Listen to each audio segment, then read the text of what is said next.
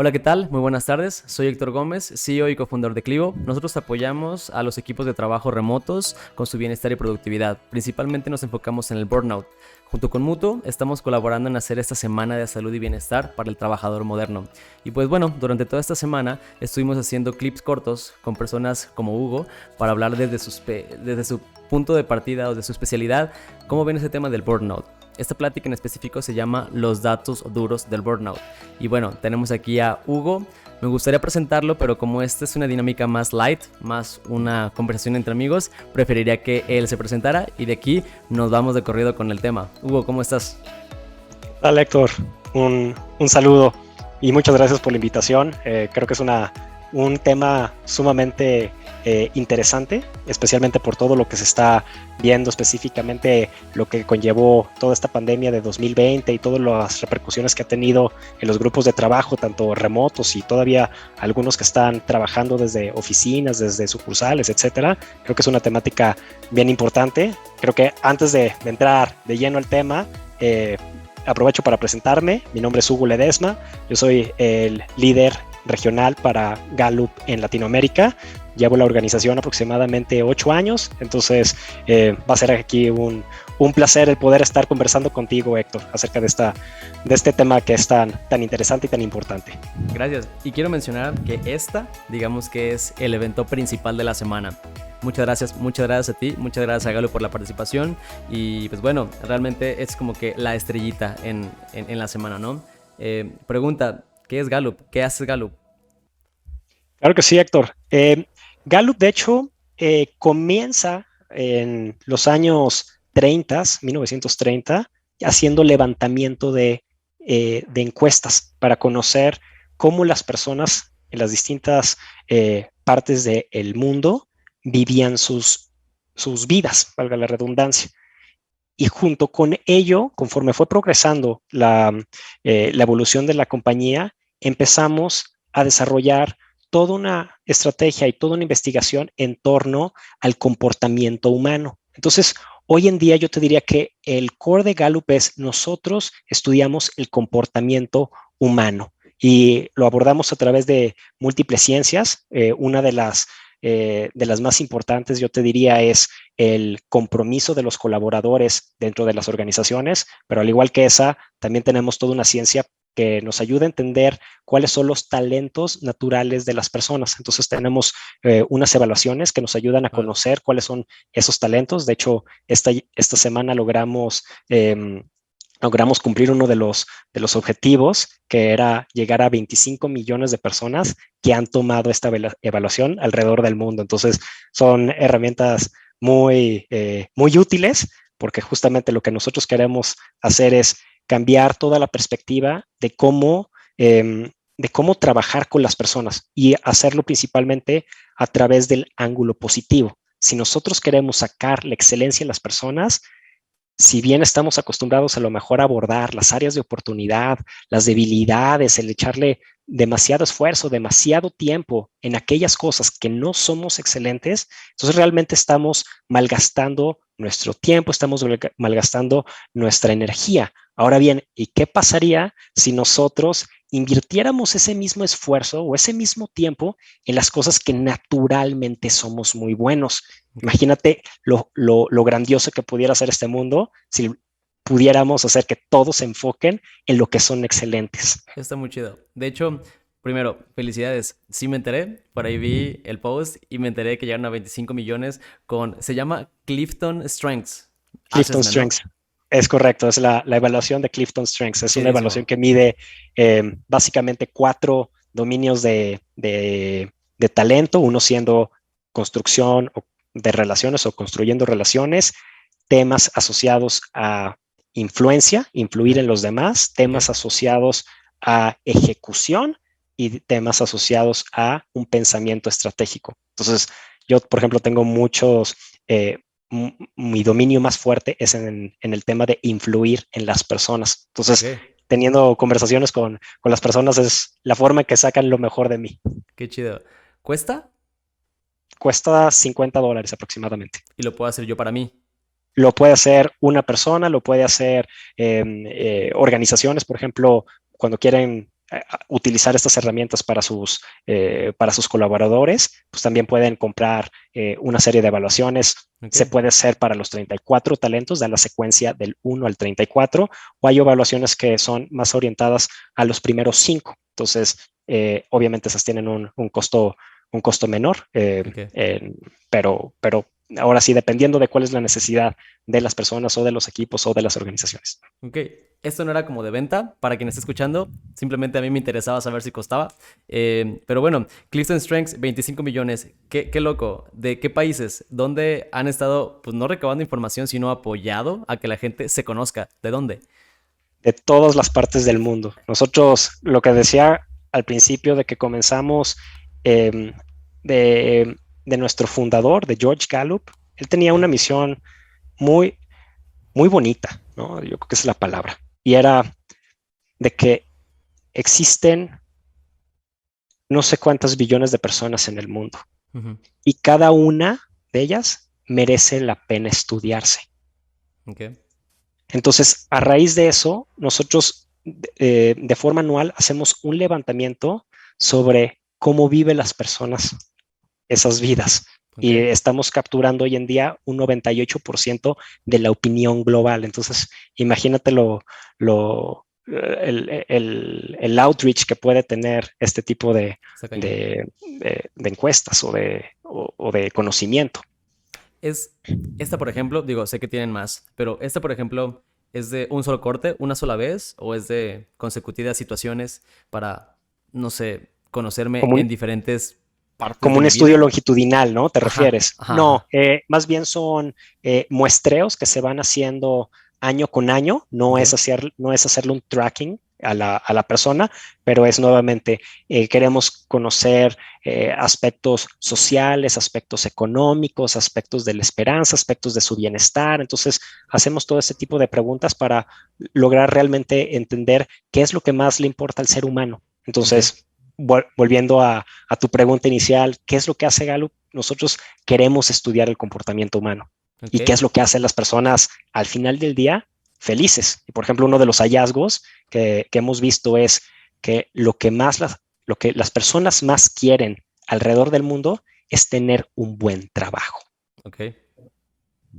Está chido.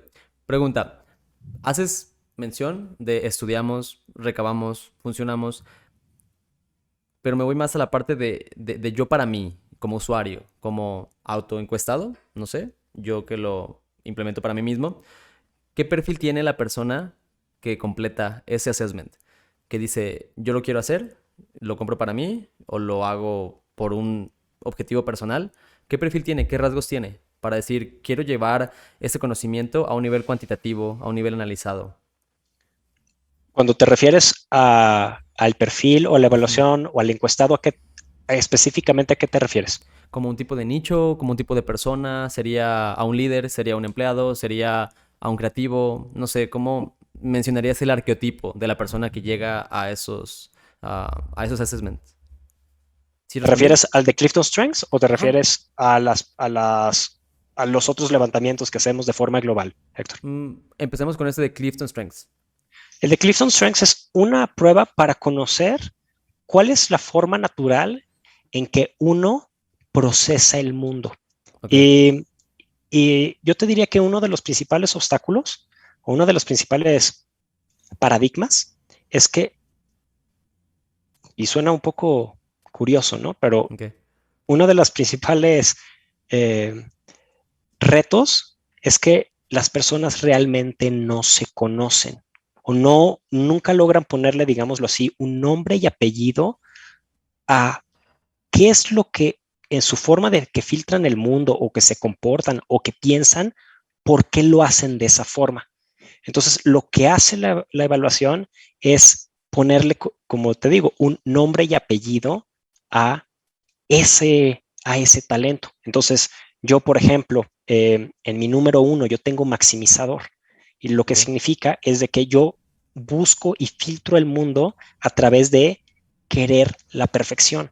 Y cuando tuve llamadas con coaches, etcétera, que me explicaban más acerca de esto, entendí muchas cosas acerca de mí. Entonces, yo, por ejemplo, recuerdo que hace mucho cuando compré mi primer vehículo, ¿no? Lo tenía que tener impecable. Y si tenía un rayo, lo llevaba al taller. Y si a las 3 semanas tenía un golpecito, lo volvía a llevar al taller, porque yo necesitaba que estuviera así, porque tenía me Sí, sí, te causaba entiendo. frustración ver que Ok, no estuviera como nuevo. ok. Entonces, cuando entendí que dentro de mis temas de talento tengo la maximización, es justamente porque quiero que todo sea perfecto. Entonces, ahora bien, cada talento tiene tanto una parte de excelencia como también se puede convertir en un sótano. Entonces, la misma forma de ser mía, en este caso, pues me puede llevar a malutilizar mi maximizador y a lo mejor Ok, presionar de más porque las cosas sean perfectas. Entonces, a ok. lo mejor a otro colaborador o a otra persona que no tiene ese mismo talento, que no filtra el mundo igual que yo, entonces imagínate si yo constantemente quiero que la otra persona esté buscando esa perfección. Pues lo único que vamos a tener es choques y fricciones porque no Ujú. nos estamos entendiendo. Ahora bien, si yo conozco también los perfiles de la otra, los talentos de la otra persona, entonces puedo justamente entender cómo esa persona filtra su mundo para Mm, sobre eso generar un idioma que sea compartido. ok. ¿El análisis es cuantitativo? ¿Es cualitativo? ¿Es mixto? ¿Cómo le metes los datos específicamente para entender el comportamiento de esa persona? Pues básicamente lo que se hace es una serie de preguntas en donde se busca que la persona evalúe hacia cuál de dos opciones está orientada y no hay respuesta correcta o incorrecta, solamente y obviamente tienen un límite de tiempo para responder esas preguntas, pero con base en eso, una persona puede, dependiendo del reactivo, dependiendo la pregunta, puede decir, yo me identifico más con esta respuesta que con esta otra, Ok. ¿no? Entonces, con base en eso se van identificando esos patrones y es lo que al final arroja un reporte que mide como tal la secuencia de los talentos. Qué loco, qué chido. Digo, me Sí, la gusta. verdad es que Sí. es una herramienta muy, muy poderosa y, por ejemplo, así, imagínate, yo solamente, no solamente lo utilizo para temas del trabajo, incluso, por Ok. ejemplo, yo conozco los talentos de mi esposa Órale. para podernos entender, porque obviamente ella y yo no tenemos los mismos, entonces, al menos partiendo de eso, es más fácil tener una convivencia sabiendo también yo cómo piensa ella, no solamente cómo Pregunta. pienso yo. ¿Haces que ella lo tome para que se autoconozca? ¿O tú le dices, por favor, tómalo porque te quiero conocer mejor? Lo voy a situar un poquito más empresa. Me pasa. Y me pasa con clientes desde antes. Y bueno, el empresario, el líder, quiere conocer a su equipo, les mete mil y un psicométricos. Bueno, a lo mejor no tanto, eso ya sería demasiado. Pero, ¿cómo sensibilizamos a las personas para que primero sea de ti para ti? Y a mí me sirve conocerte, pero primero es de ti para ti. ¿Sí me doy a entender? Sí, claro, y esto digo, qué buena pregunta, porque yo no la pondría en el mismo cajón que un psicométrico, porque en Ok. el psicométrico pues lo que se busca es a lo mejor entender otro tipo de comportamientos. Acá nosotros partimos de que todas las personas tienen talentos. Lo único que queremos ayudar a las personas es que se puedan autoconocer mejor. Ok. Y el reporte lo que busca dar o brindar es información para que uno entienda cómo se visualiza o cómo se interpreta su propio tema de talento en su vida.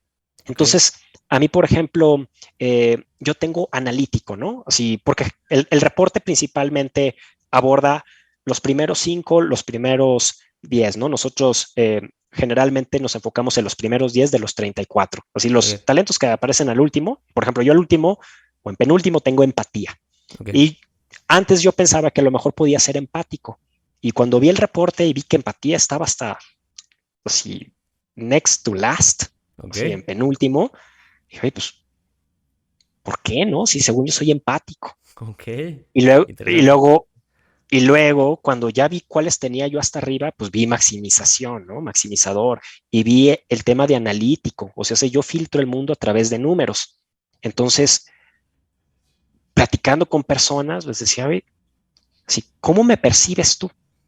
No, pues es que Hugo, a veces eres muy duro, porque así como que eres muy desapegado a los sentimientos. Dije, Ujú. pues sí, porque me tengo que regir en data, pues la data es lo que nos dice la realidad, ¿no? Claro, Pero es justamente porque como tengo ciertos tipos de talentos hasta arriba, entonces la forma en que yo veo el mundo y la forma en que yo pienso hace que a lo mejor mis temas de conversación sean un poco más fríos, un poco más duros, quizás, en cómo lo pudieran percibir otras personas. Entonces tengo que saber moderar, tengo que también entender a la otra persona que tengo enfrente cómo percibe el mundo para sobre eso poder tener una conversación más efectiva. Entonces, si a lo mejor del otro lado tengo una persona con empatía dentro de sus primeros 5, primeros 10, entonces sé que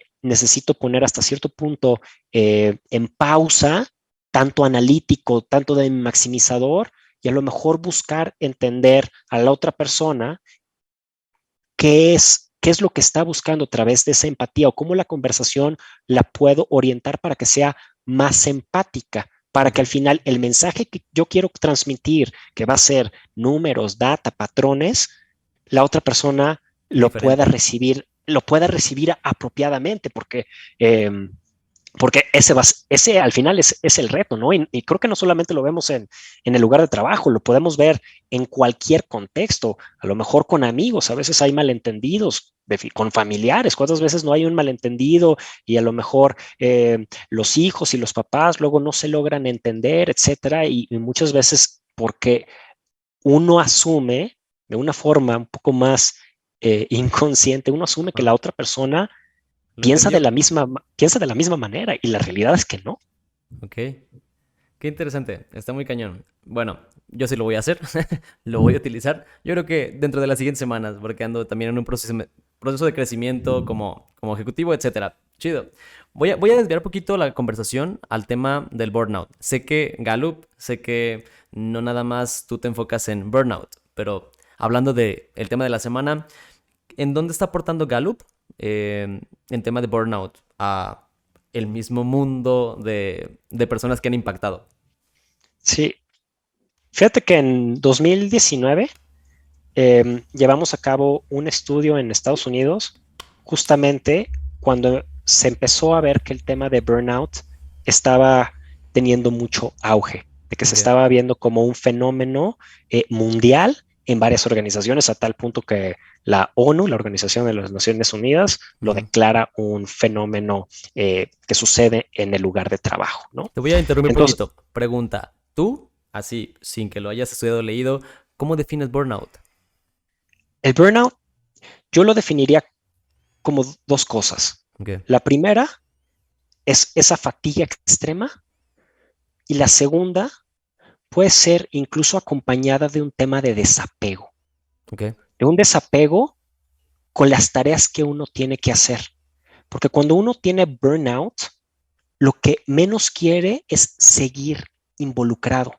Entonces empieza a haber una separación.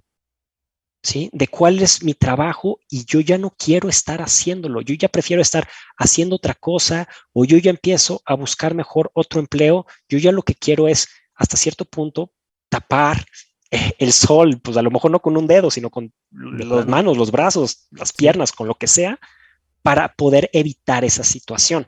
Entonces, esa parte es bien importante y nosotros, por ejemplo, lo que hemos visto en esa investigación es de que las personas que experimentan burnout tienen una mayor probabilidad de estar buscando un segundo trabajo. Ok. A lo mejor no todas lo logran conseguir, pero la probabilidad de esas personas que están experimentando esa sensación de desapego, de fatiga extrema, etcétera, van a estar orientando parte de su o dirigiendo parte de su tiempo a estar en la búsqueda activa de otro empleo. Órale. Gracias. Buena definición. Perdón, te interrumpí lo que venías hablando. Continúa.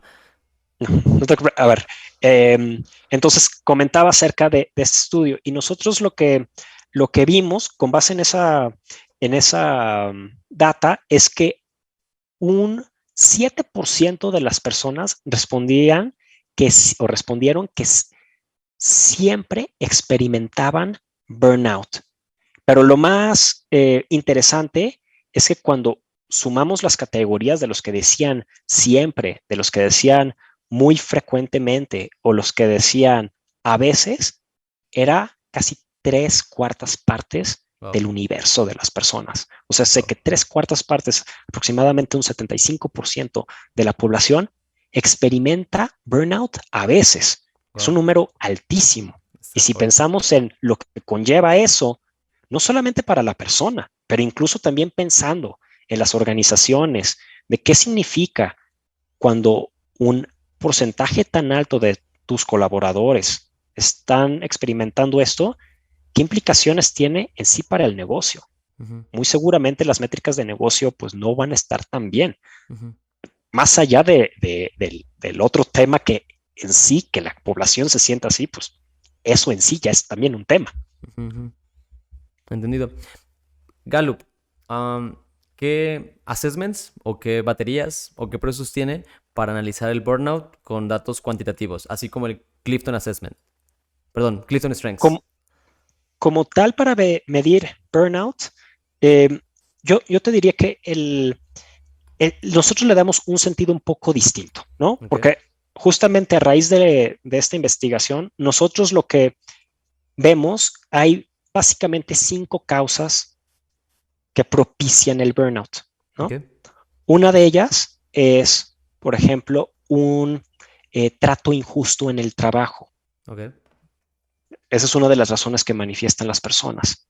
La segunda tiene que ver con cargas inmanejables de trabajo, es decir, ok, una carga de trabajo que sobrepasa, eh, que sobre, que sobrepasa pues, lo que pueden llevar a cabo las personas. ok, La tercera tiene que ver con una comunicación poco clara de los gerentes que los ok, administran.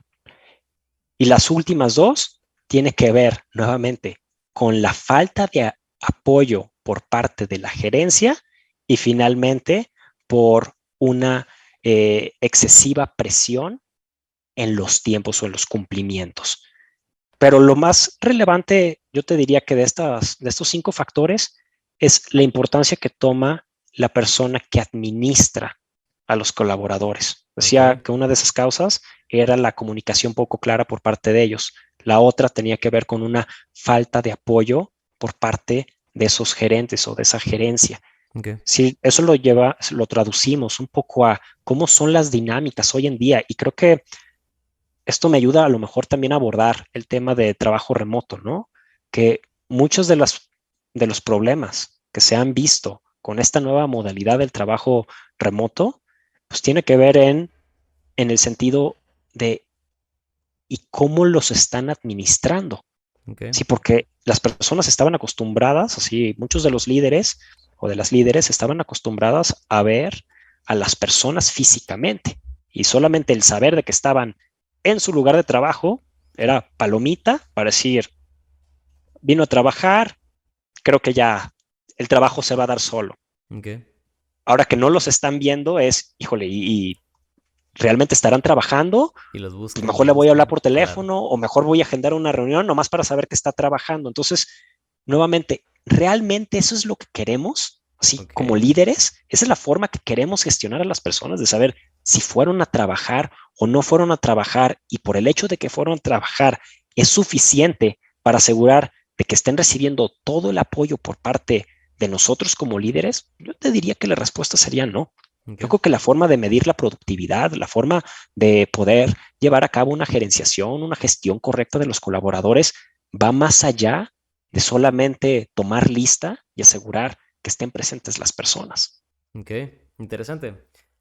Pregunta, aquí en México y Latinoamérica, no sé, hispanohablantes, ¿cuáles crees que sean de esos factores que mencionaste los que más van a pegar en un lapso de 5 a 10 años en el futuro? Sabiendo que traes datos de un histórico de años, ¿no? México, Latinoamérica, hablando de bienestar y productividad, en 5 a 10 años, ¿qué crees que si no nos enfocamos como personas y como líderes para nuestro equipo, puede que vaya en picada? El burnout, ¿correcto? Burnout, bienestar, productividad, hablando de esa parte como ya integral.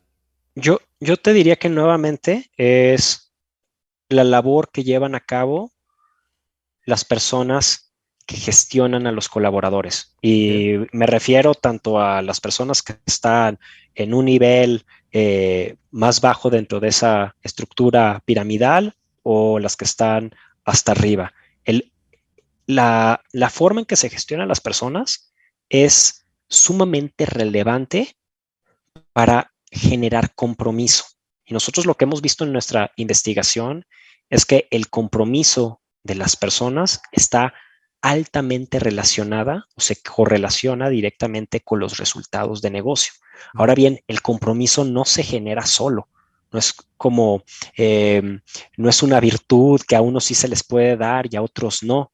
El compromiso lo propician los propios líderes de los equipos. Entonces, yo te diría que para poder abordar temas de bienestar, para poder abordar temas de burnout, para poder abordar temas de productividad, el principal reto es ¿y qué tanto apoyo están recibiendo las personas por parte Órale, de sus líderes?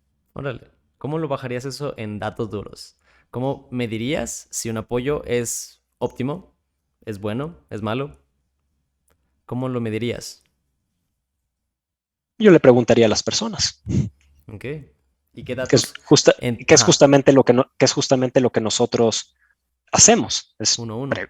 cuando no sabemos, preguntamos. Y por Súper. ejemplo, nosotros lo que hemos visto en nuestra investigación es que 70% de la variación en los niveles del compromiso se atribuyen directamente al Mm, al gerente de esos equipos. Entonces, cuando pensamos en,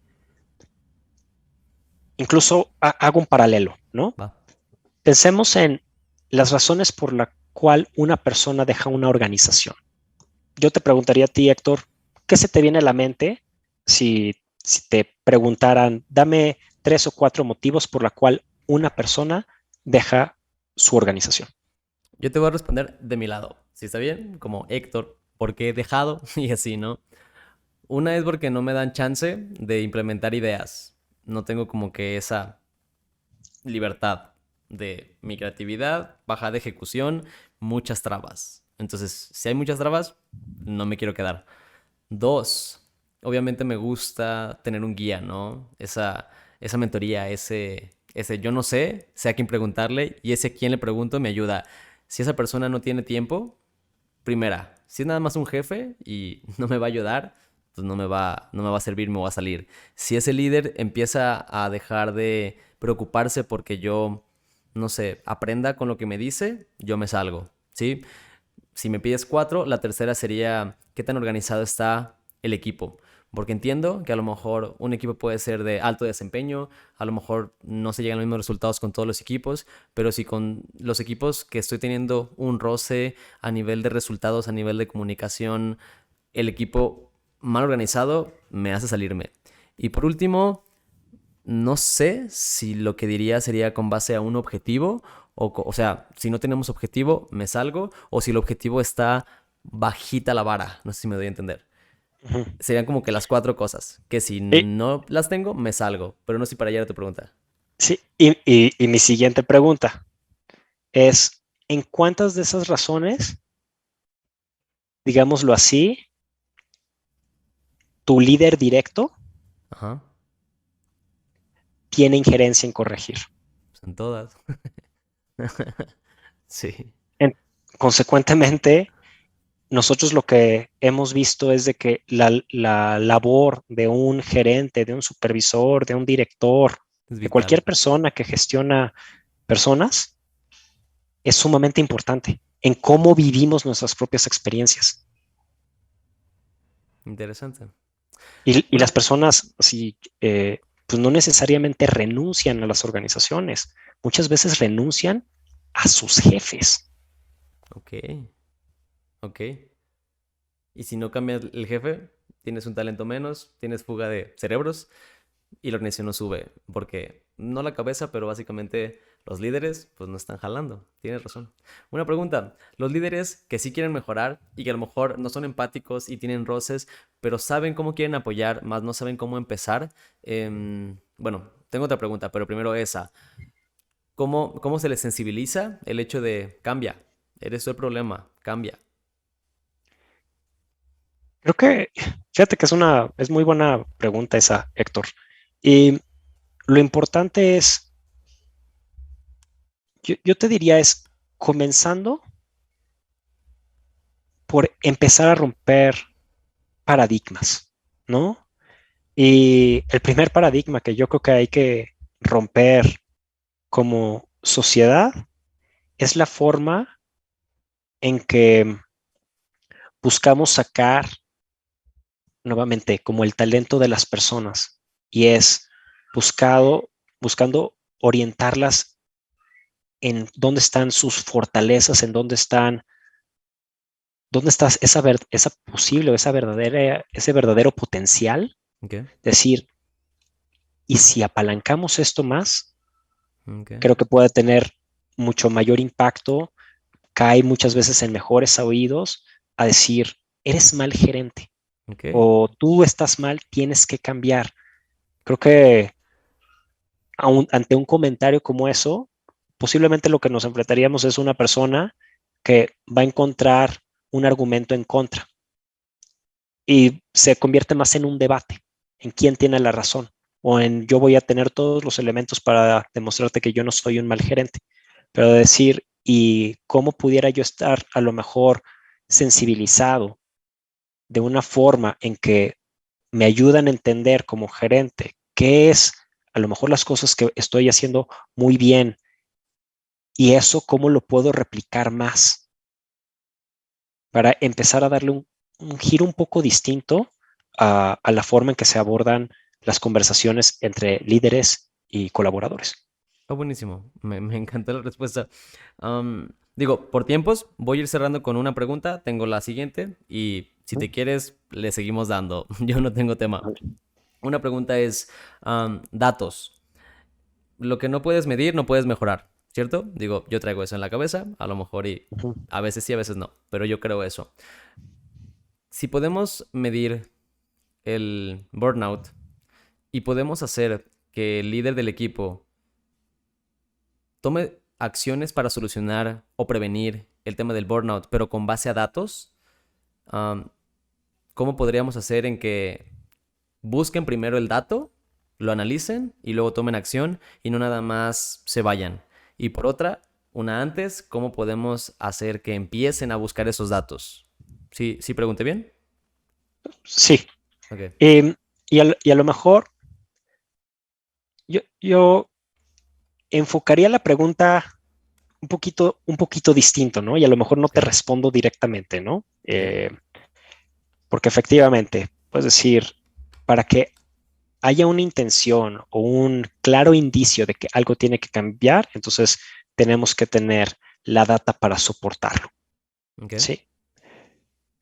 Pero también podemos nosotros empezar a abordar esa misma temática a lo mejor de una forma indirecta, ¿no? Y obviamente nosotros hacemos, insisto, ese tipo como de encuestas para saber cómo abordarlo, etcétera, y poder contar, como bien mencionas, con la data, ¿no? Y nosotros medimos mucho el tema de compromiso, como comentaba anteriormente. Pero si pensamos en un líder que administra o que gestiona un equipo, y si solamente enfocamos en un tema de métricas de negocio, ¿sí? Que casi todas las organizaciones tienen, a casi todos se nos miden con números, más allá de, aunque no sean de burnout, aunque no sea de factores de nuestras personas, pero por lo general es con algún indicador de negocio, Ujú. muchas veces vamos a encontrar alguna relación en que cuando es un equipo de alto desempeño, generalmente el resultado se va dando y la situación de las personas es un poco distinta a los equipos en donde no se van dando los resultados y las personas empiezan a tener experiencias muy distintas. Ok. Yo te diría que muchas de las ocasiones, para querer mejorar el número, solamente así la estrategia por default es, pues vamos a ejercer más presión en las personas para cumplir con el objetivo. Y eso no necesariamente garantiza que se vaya a cumplir el objetivo, pero sí vaya a propiciar que empecemos a causar mayor desgaste en el equipo. Entonces, ese parámetro de decir, a lo mejor mis números de negocio no están tan bien, y nosotros empezar a decir, ¿y cuál es la forma que podemos abordar esas métricas de negocio en una forma que sea más colaborativa, en una forma que me ayude a pensar también en el bienestar de las personas, en decir, ¿cómo podemos nuevamente hacer que, que la suma de los factores nos vaya a dar ese producto? Ok. ¿Sí? Y sabiendo enfocar que cada persona puede contribuir a una parte de ese resultado que puede ser más efectiva que otra persona, si logramos entender mejor eso, lo que estaríamos propiciando es que cada persona está practicando las cosas que hace muy bien cada día, ¿sí? De una forma continua, de una forma recurrente, y eso automáticamente o va correlacionado con un incremento en, en bienestar, ¿sí? Porque las personas que están constantemente haciendo las cosas que les gustan tienden a calificar una mejor calidad de vida. Las personas que constantemente hacen cosas que no les gustan tienden a calificar con mayor frustración ciertos elementos. Entonces, nosotros por ahí pudiéramos tener como ese tipo de, así nosotros como líderes, es como pudiéramos empezar a cambiar un poco la forma en que gestionamos a los equipos de tal forma que incluso nuestro propio parámetro con el cual se nos está midiendo hoy en día nos puede ayudar a trabajar los dos componentes. Órale, es un reto, pero está muy chido. Si cambias esa manera de pensar, lo ejecutas, vas analizando los datos y creo que se itera, ¿no? Ahí es cuando se itera. Cool. De mis últimas preguntas, y ahora sí ya. Ok, hablé durante la semana con Emilio. Emilio es un psicólogo. Yo le preguntaba también de datos y me dice, creo que realmente no sé si fue la pregunta, pero me termina dando una idea que estamos acostumbrados a pensar de manera mecánica y él piensa que es mejor pensar de manera como integral el ser humano. No sé si me doy a entender. mm, no es que chocara con su idea, pero yo vengo de pensar muy mecánicamente, ¿no? O sea, datos, datos, datos. Y él dice, no, para el bienestar tienes que ver muchas esferas, muchas áreas, muchas partes cualitativas. ¿Tú cómo lo ves? ¿Sí se puede? ¿Es una u otra? ¿Son las dos? De hecho, te respondería de la siguiente forma, ¿no? Y esto, de acuerdo a uno de nuestros investigadores seniors en Gallup, Daniel Kahneman, que en su momento fue premio Nobel en economía, mucho de su trabajo se orientó en entender la forma en que las personas piensan y y básicamente su trabajo lo que demostró es que más de la mitad de las decisiones se toman por temas emocionales. De hecho, la distribución, si lo pensamos así en un 100%, la persona es 70% emocional y solamente 30% racional. Entonces, abordando eso no significa que en todas las decisiones los números no vayan a entrar, pero mucho de lo que puede influir en cómo interpretamos los números, en qué tipo de lectura le quiero dar a los números, también puede ser un tema emocional que me ayuda a querer interpretar ese número y dirigirlo hacia esas cosas que me van a mover. El número en sí no necesariamente mueve, es qué interpretación le puedo yo dar a ese número y cómo lo quiero utilizar. Ujú. Órale. Digo, una de las cosas que se me hicieron bien curiosas es que van varias veces que dices 70, 75 a nivel macro, a nivel sociedad, a nivel personal. Yo creo que por ahí hay como una tendencia. ¿Por qué 70, no? Pero bueno, es otra cosa para hablar después. Ya para cerrar, Hugo, así como bullet points, como puntos claves y concisos, ¿tú qué recomiendas para prevenir el burnout? Como bullet points. Yo que recomiendo para prevenir el burnout, Así es. La primera es estar al pendiente de las personas. Si lo pienso como líder, sería estar al pendiente de las personas. Cuando veo que hay esa desconexión con su trabajo, esa desconexión psicológica, ¿no? Con su trabajo, preguntarles, ¿cómo estás? Okay. ¿Cómo te sientes? ¿Cansado? ¿Con ansiedad? ¿Preocupado? Para sobre eso decir, bueno, ¿y yo cómo te puedo ayudar? Esa sería para mí como una de las formas que yo sí lo utilizo, ¿no? Okay. A lo mejor como colaborador es pensar en ¿y qué tanto hago esas cosas todos los días que me gustan hacer?